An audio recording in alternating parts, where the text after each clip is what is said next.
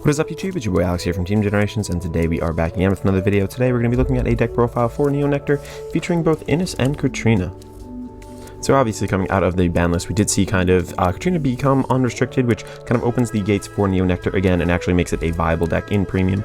I will say just right off the bat, there is another list for this coming up when we get the promo card. I will kind of keep that under wraps for now. Just stay tuned because that deck's going to absolutely blow your mind. But next up over here today, I'm going to be focusing on this weird kind of like Ines. It's both defensive and offensive at the same time build. I am having a blast with this. I've seen really great results at locals with it. I think that this can really maybe take it to the next step.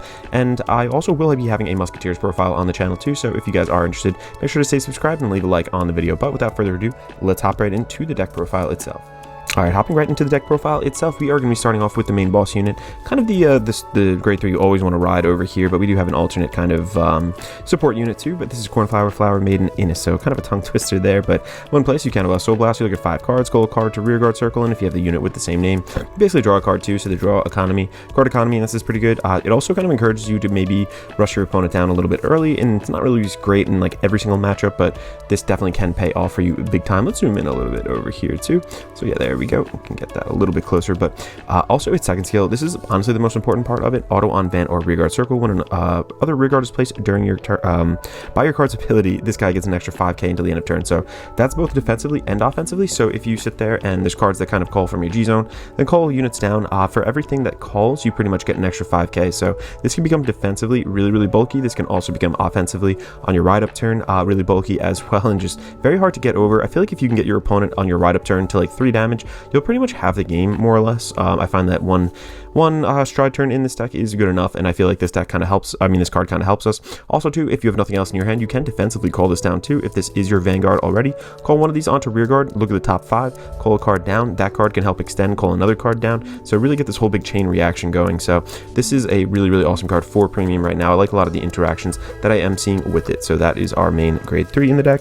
And I know I'm going to get a lot of flack for this, but just hear me out on it. I'm actually still running Exploding Tomato, so it actually does a whole lot for us in the deck, and let me explain why. But it's act skill on Van or Rearguard Circle.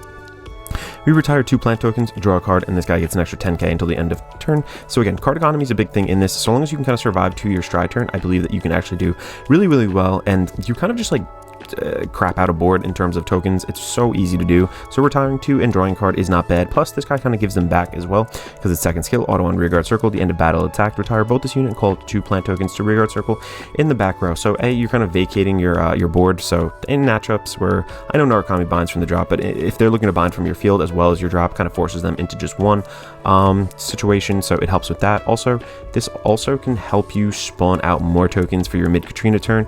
So if you're going into this, I'm going to go over a grade 2 later that kind of changes a pattern here, but basically getting an extra 2 tokens, you can maybe call something out, so you drew, gain power on top of that, and then you know, you spawn 2 more tokens to get 2 more call targets if your opponent wiped your board based on this attack. So there are mid-battle kind of wipes at this point, so it kind of helps with that.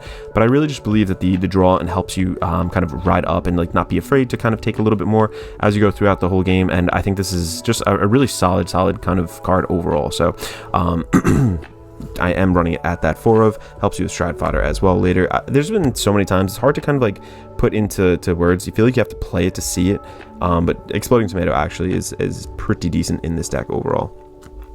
Next up too, something that I think is an auto include in this version of the deck. There's so many versions of Nectar right now, so I'm trying not to get my thoughts crossed, and I have like 3 Nectar decks that I'm playing in Premium at the moment, but this is pretty much I think my favorite one right now at least. But Maiden of Gladius, this is the old card. It did get reprinted out of the old special set, which one was it? I forgot, the you know, the Premium reprint one. But auto on Rearguard Circle, GB1, we counterblast when this unit attacks a Vanguard. If this unit is boosted, you may pay the cost. If you do, choose one of your other Rearguards, search your deck for up to 1 card with the same card name as that unit, call to Rearguard Circle, shuffle your deck. So before you even swing with your Vanguard, you can boost this guy, call something else that you were already swung with in the other column, spawn another token, and your tokens are huge. You're getting all the bonuses from I guess I'm getting ahead of myself here, but A, Katrina, and B, the Cyclone. I know in the Maidens builds, essentially, or the Musketeers build, you're kind of like rewriting, you lose some of that token potency as the game kind of goes on, but in this build, you're maintaining that token potency the whole entire turn, so this card helps us extend. So you can also call this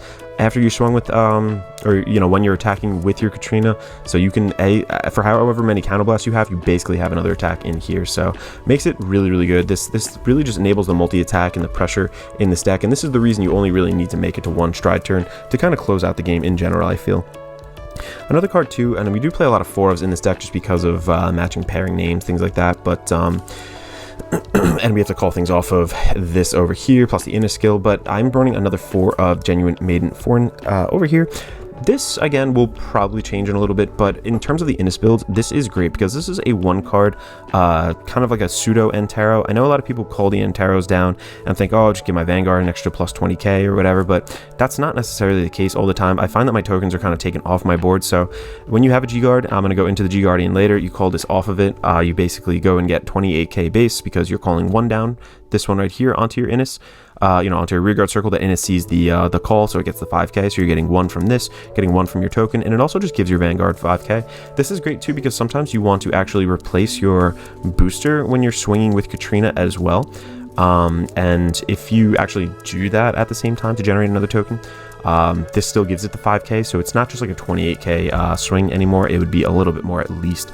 So I find that defensively, offensively, this is a great card. I just really like this in the deck, and this particular build. I feel like this is a little weird, this build. It's like, this is definitely like homebrewed, but I'm seeing a lot of success with it. I piloted it to have some great games, and I really feel confident bringing it to the channel. So Pansy Musketeer Sylvia over here is next. Just super simple. Call this down, get a you know, a plant token.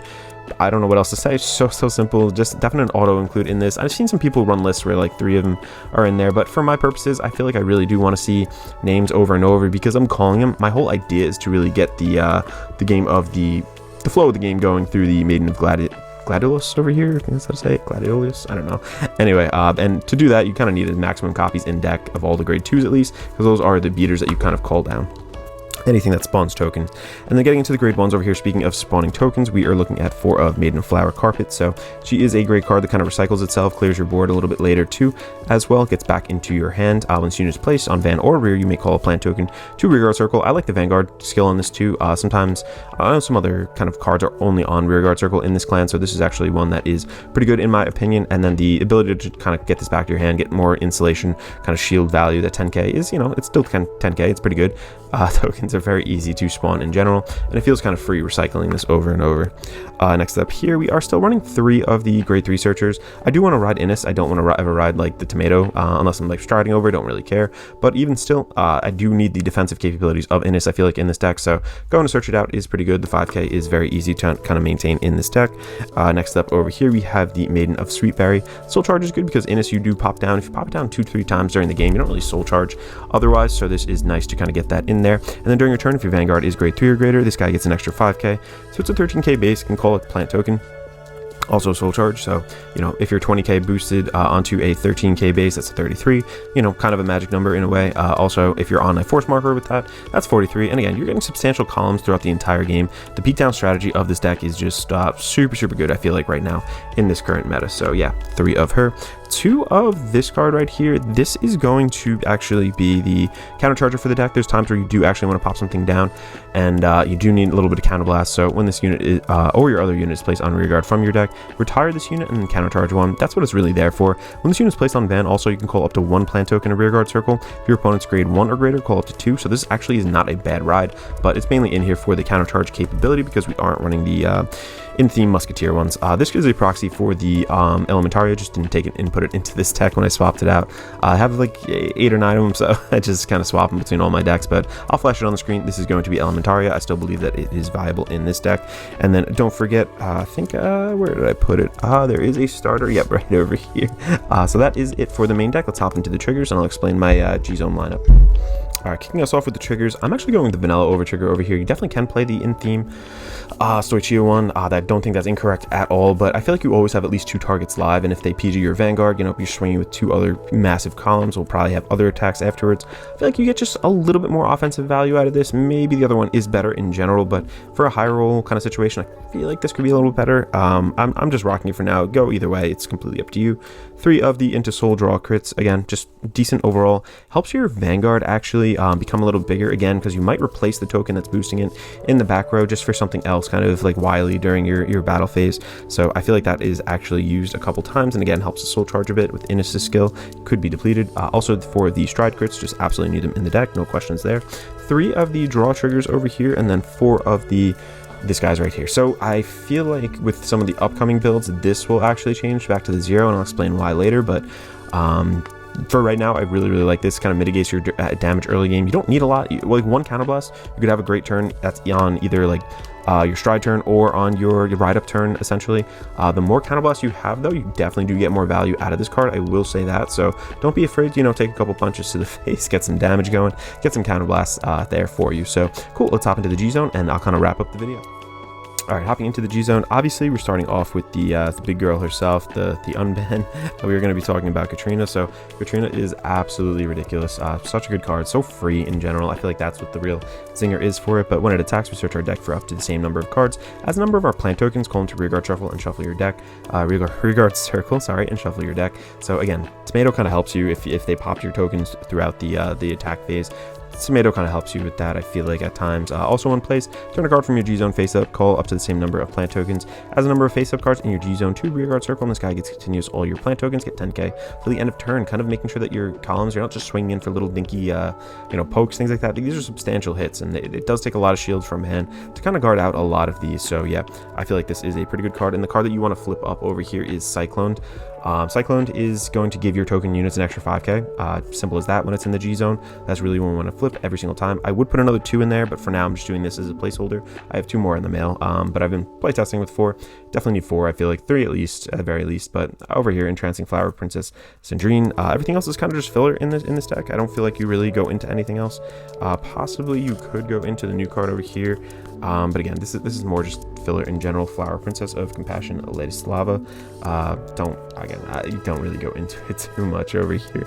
Next up for the G guards, they are kind of important. Flower Princess of Dedication, Robertina. So when it's placed on Guardian Circle, choose a total of 2 normal units with the same card from your rearguard or drop. Put them into the bottom of your deck in any order, and if you put 2 cards counter charge, this guy gets 15k. So this is the recycler for our deck, which is pretty good. This is the main card that we really want to go after. Sorry for that abrupt break. I just had to kind of redo the video from where it was right there. Something happened. I had to get up and actually stop recording. But back to it over here. Like I said, this is the next guy up. And honestly, this is one of the most important cards in the deck. Like really what kind of, I guess, your whole defensive strategy kind of flows through. You really do need a mull, I feel like, almost for a grade 3 heal in the beginning of the game. Just really strive to go and get that. That's also why the grade 1 searchers are in the deck to kind of activate this guy. This is going to be Sacred Tree Dragon, Rain Breath Dragon. So when this guy is placed on Guardian Circle, choose up to 1 card from your hand, call to rearguard circle until the end of turn. That unit gets continuous on rear or Guardian Circle resist, and if you call the card, this unit gets an additional 5k until the end of that battle. So it's a 20 card shield, 20k shield on top of what you call down. So again, we have a couple different options here. You call down something as simple as Pansy Musketeer, the grade 1 generates another token. That's another 10k onto Ines if you're on Ines, which you should be kind of going into this.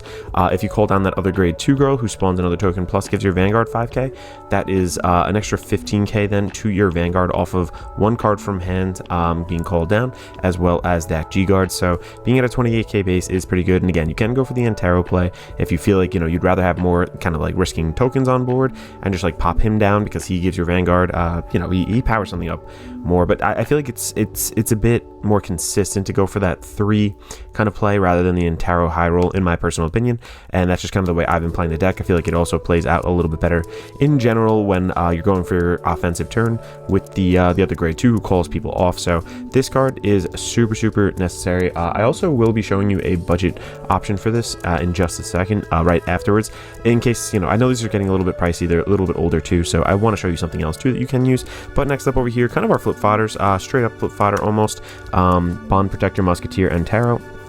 And the Antero that I'm referring to, I'm sorry, is also the regular V1, not not the G-Guard, but this guy over here, Soul Blast 1, placed in Guardian Circle, you may pay the cost. If you do until the end of battle, this guy gets 5k, then the number of your rear guards is 1 or less, or 4 or more, it gets another 15k. So that is an additional 15k on top of the 20k then, with the original 5 right there. So makes it a 35k shield, really solid overall. And then lastly over here, you know, you don't really necessarily need it with the new one. I might actually swap this out, but I'm still just trying this one out right now. I might actually swap it for what the budget alternative that I'm talking about next. But you basically this is Sacred Tree Dragon, Rainbow Cycle Dragon. So choose 2 normal units with the same card name from your drop and put them onto the bottom of your deck in any order. When this unit is put face up into your G zone, you may pay the cost. If you do, turn this card face down. So that is just really to get stuff back in the deck. So you're gonna have you see, like, as the game goes on, the call targets kind of shrink for your grade 2. This kind of puts it back in. So there has been times I've gone into this like once or twice, but again, she's really the recycler at this point, does a little bit more, but that's just an option in there if you flip her up. And then yeah, that kind of concludes the G zone. Like I said, you're kind of going into Katrina every single turn, flipping up cyclones.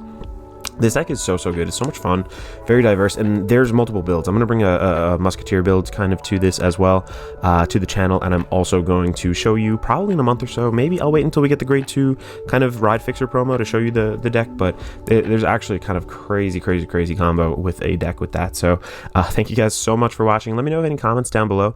I know this is a very flexible deck. Let me know your builds down below as well. Let me know if you change anything. This is Alex from Team Generation signing out.